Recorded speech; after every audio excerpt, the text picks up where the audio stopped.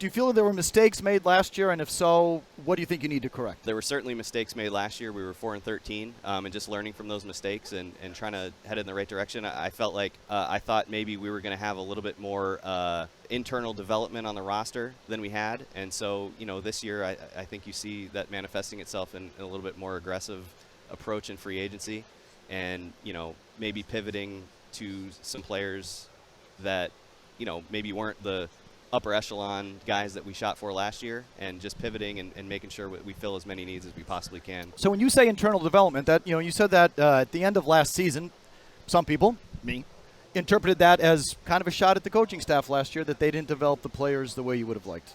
No, I wouldn't say that. I just think it's sometimes you go into year 2 and you expect your rookie class to get better. And, again, it goes back to the old thing, like hope is not a strategy. And, we maybe misevaluated some of those guys, but we're still, some of those guys are still here, and we're still looking forward to seeing if they can, kind of the light to turn on and move in that direction. Let's start with Polk. Where do you think he is? You called him a plug-and-play player. Do you still think he is? I thought he was at the time. Obviously, again, I brought it up before. We moved him around a little bit and put him in a position where we asked him to do a lot. We was trying to learn all 3 positions at once, which can be difficult for anyone, let alone a rookie. But we're still excited about what he can do. You see the talent. You saw it on the practice field as the season. The practice field. As the season wore on, and again, he's overcoming a rehab and an injury right now that we're hopeful that he can be a contributor for us.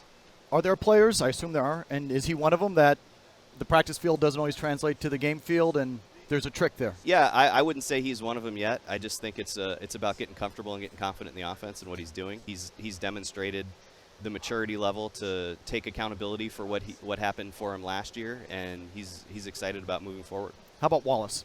Is he a right tackle or a left tackle? What are you going to do with him? I think right tackle is probably his best position, but we like his versatility, his athleticism.